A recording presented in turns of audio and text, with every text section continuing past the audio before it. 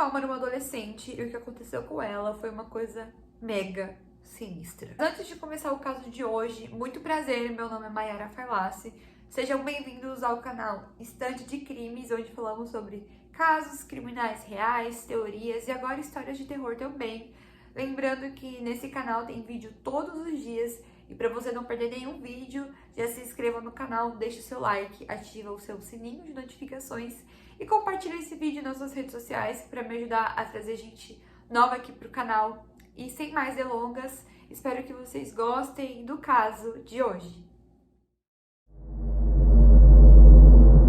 A cidade de Springfield, em New Jersey, tinha uma má reputação há vários séculos por causa das bruxas que moravam ali.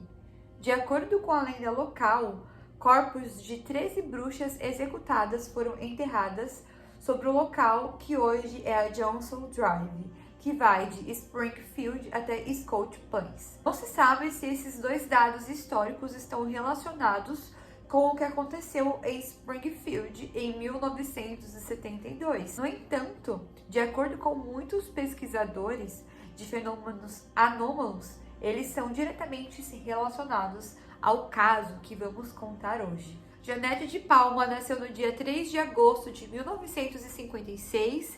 Ela morava em Springfield, em New Jersey, nos Estados Unidos. A sua família era considerada uma família classe média alta e também eles eram bem religiosos. Os de Palmas, eles eram conhecidos por serem muito unidos e por estarem sempre fazendo trabalhos na igreja. A Janete, por exemplo, era uma adolescente onde as pessoas viam muitas virtudes nela. Que além dela ser simpática e muito bonita, ela era muito empenhada com as suas responsabilidades religiosas. Ela estava sempre na igreja fazendo seus trabalhos voluntários e as pessoas viam isso como uma boa conduta. Porém, ela foi se tornando adolescente e com 16 anos de idade, ela começou a se afastar um pouco da igreja e começou a colocar os olhos em outras coisas. Ela começou a querer sair mais com seus amigos e se interessar mais também por garotos. E como ela e a sua família eram pessoas voltadas sempre para a igreja, a sociedade em volta da Janete não via isso com bons olhos e as pessoas começaram a falar bem mal dela. As pessoas diziam que a Janete ela tinha deixado de lado a sua boa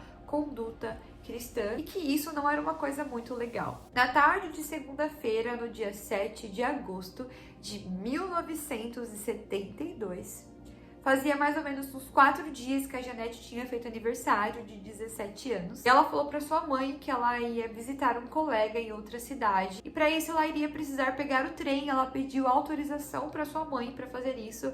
Disse que não chegaria tão tarde assim em casa. Sua mãe disse que tudo bem, que ela podia ir. A Janete foi visitar esse seu amigo. Acontece que naquele dia ela não voltou para casa. Os de Palmas esperaram algumas horas e viram que a filha não voltava para casa de jeito nenhum. Preocupados, eles foram até a delegacia para prestar o desaparecimento da menina. Como ela era menor de idade, já era um horário tarde da noite, realmente era preocupante porque a cidade não era muito segura. Então a polícia decidiu fazer uma investigação, uma varredura ao redor da cidade, ao redor do local, para ver se encontrava algum sinal da Janete, mas eles não encontraram nada. Visto que realmente ela estava desaparecida, eles começaram a fazer a investigação de pessoas desaparecidas.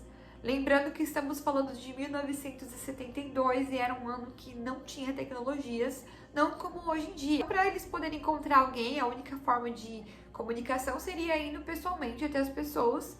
E a polícia foi até as pessoas da cidade, da comunidade, para perguntar se tinham visto a Janete também na estação de trem. E para esse possível amigo, todos os amigos da Janete, para saber se ela realmente chegou a ir à casa desse colega, para ver se ela tinha desaparecido na cidade dela ou em outro lugar. Acontece que a Janete ela nem chegou a pegar o trem. Os dias foram se passando, uma semana, 2 semanas, as investigações não tinham bons resultados, a polícia não tinha pista, a polícia estava 100% na estaca zero do que podia ter acontecido com a Janete. Talvez ela tivesse fugido porque ela não estava aguentando a pressão religiosa que estavam em cima dela, porque ela não queria mais fazer aqueles trabalhos na igreja e as pessoas estavam em cima dela porque ela estava mudando a personalidade dela, porque ela estava crescendo.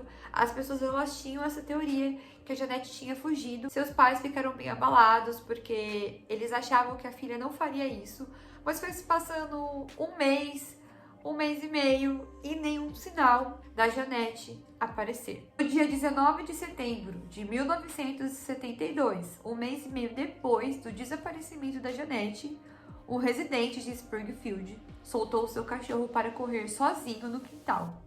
Mas o cachorro ele fugiu do quintal e quando ele correu atrás do cachorro, ele viu que o seu cachorro estava voltando em sua direção com uma coisa ensanguentada em seus dentes.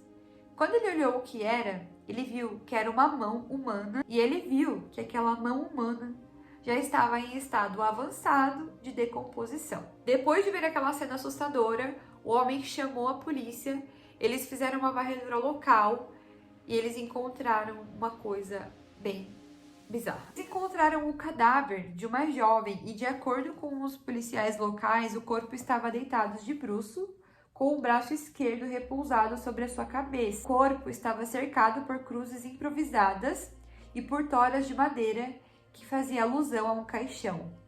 Alguns moradores de Springfield afirmaram mais tarde que os restos mortais dessa jovem foram encontrados dentro de um pentagrama desenhado, cercado por restos mortais de animais mutilados. Mas as autoridades policiais negaram que isso fosse verdade. Mais controvérsias foi despertada quando se descobriu que o corpo havia sido encontrado em um penhasco conhecido pelos moradores por várias décadas como Dentes do Diabo. Isso porque era uma cidade cheia de lenda e, de acordo com a lenda, esse penhasco era onde as bruxas que foram mutiladas, elas iam até esse local para fazer os seus trabalhos religiosos, e como era uma comunidade voltada à religião cristã, existia muitas teorias e muitas conversas em cima disso. O departamento de polícia fez um exame para tentar fazer a identificação daquele corpo.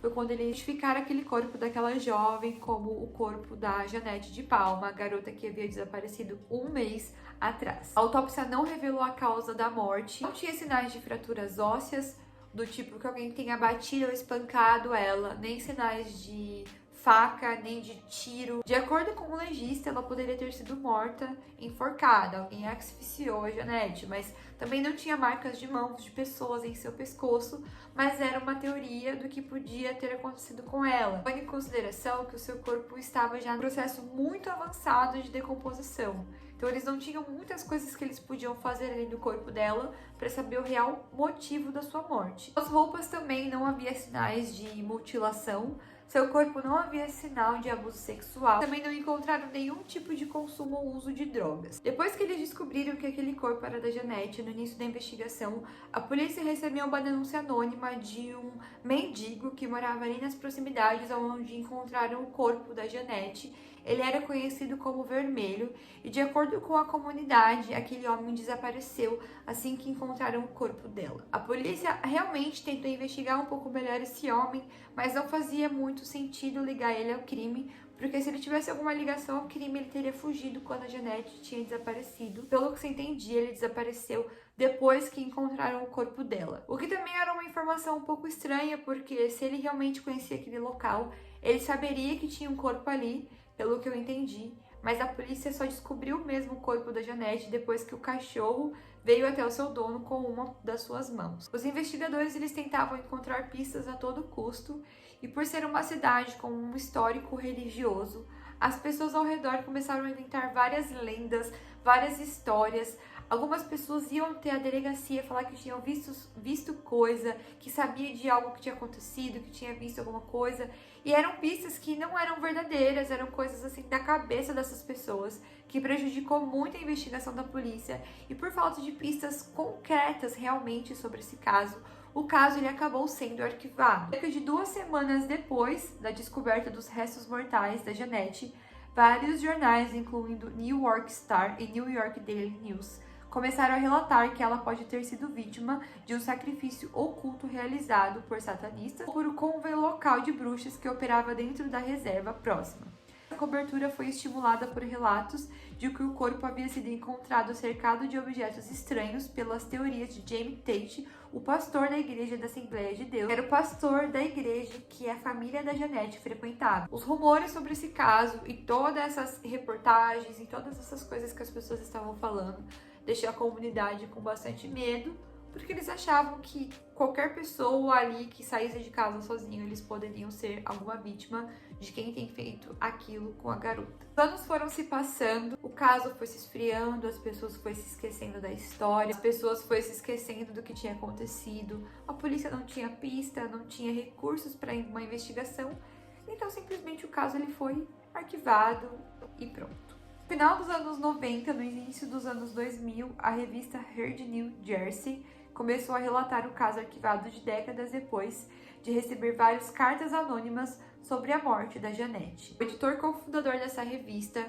decidiu reabrir o caso e fazer um jornalismo investigativo em cima disso. E quando ele foi até a polícia de Springfield para pedir o caso, para pedir os arquivos do caso, a polícia simplesmente não quis dar, porque a polícia falou que perdeu o caso. E ele achou muito estranho a polícia perder um arquivo tão importante de um caso também muito importante que tinha acontecido na cidade. A polícia disse que devido a algumas inundações que tinham acontecido na cidade em 1999, muitos arquivos foram perdidos nessa enchente e os arquivos da Janete foram um dos arquivos que foram perdidos. De acordo com esse jornalista investigativo, a polícia de Springfield tem uma teoria de que a causa da morte da Janete seria overdose, o que não fazia nenhum sentido, porque o próprio legista disse que não tinha nenhum sinal de drogas em seu corpo ou em seu organismo. A polícia precisava de um motivo para que ela estivesse morta. Eles precisavam dar uma causa, mas eles não tinham pistas. Então é um caso que na época tinha muitas controvérsias. E esse jornalista ficou com uma pulga atrás da orelha, porque quando ele descobriu que a polícia falava que tipo, ela morreu de overdose, mas não encontraram nenhuma droga em seu corpo, qual que era o sentido da polícia falar uma coisa dessa? Esse jornalista investigativo, ele se chamava Edward, e como ele estava muito em cima da polícia para tentar ter alguma informação sobre o caso da Janete, eles deram para ele laudos laboratoriais de um homem que se chamava John Benson, era primo da Janete e tinha dados de DNA desse homem nesses laudos. E ele era um primo da Janete que já tinha falecido. Ele também quis comparar esse DNA com algumas manchas que tinham encontrado nas roupas da Janete, para ver se aquilo era manchas de sangue ou sêmen. Ele queria poder usar tudo aquilo que ele tinha, fazendo uma comparação com o DNA desse rapaz, dessa família, ver se aquelas manchas que tinha encontrado na roupa dela era dela ou era de outra pessoa, e se fosse dela, talvez batesse com o DNA desse seu primo. Enfim, ele tentou de alguma forma ali chegar numa solução para tentar reabrir o caso, mas ele não teve muito sucesso nisso. Inclusive, ele entrou com um processo contra o procurador, o gabinete da cidade de Springfield, por falta de informações e por ter perdido todo o arquivo de extrema importância de um caso que havia sido arquivado. Sendo assim, mesmo esse repórter investigativo, ele tentando reabrir o caso da Janete, ele não teve nenhum sucesso porque ele não tinha informações. E mais uma vez, esse caso ele ficou arquivado e mais uma vez ninguém se soube exatamente o que tinha acontecido com a Janete. Acredita-se que a polícia de Springfield, por algum motivo específico, não quis revelar provas ou informações que realmente eles encontraram no corpo da Janete ou no caso. Por exemplo, de acordo com os laudos, ela não usava drogas, não tinha sinais de abuso, mas isso poderia ser informações que eles colocaram nos laudos sem realmente confirmar se isso era verdade ou não, porque também nem tinha como eles saber. Existe uma teoria também que a polícia simplesmente colocou as informações que eles queriam, não revelando as verdadeiras causas da morte da Janete, ou deixando de revelar informações muito importantes que poderia ajudar na investigação do caso, a fim de realmente não desvendar quem tenha feito aquilo com ela. O que, mais uma vez, é uma coisa um pouco estranha, porque além de eu ter pesquisado sobre, eu não sei se realmente foi verdade o fato da polícia ter perdido os arquivos ou não. Existe um certo interesse da polícia em reabrir esse caso, é porque algum tipo de informação eles têm para que eles possam começar a partir de algum ponto. Então não se sabe se a polícia mentiu sobre eles ter perdido o caso da Janete ou não. Mas o que é muito estranho eles quererem esconder tanto o caso, isso é muito estranho. Esse foi o caso da Janete de Palma. Lembrando que eu não estou aqui falando sobre religiões, e sim contando e citando os fatos que aconteceu dentro desse caso. Não quero que ninguém se ofenda por conta de alguma informação que eu tenha falado aqui nesse vídeo. Agora fala aqui pra mim nos comentários o que você achou desse caso e qual seria a sua teoria em cima dessa história. Deixa aqui pra mim nos comentários, vamos conversar sobre isso. E foi esse o caso de hoje. Deixa aqui pra mim falando também o que você achou. Lembrando que se você é novo por aqui, não deixe de se inscrever no canal, deixar o seu like, compartilhar esse vídeo nas suas redes sociais E é isso, um grande beijo pra vocês e até amanhã aqui no canal. Tchau!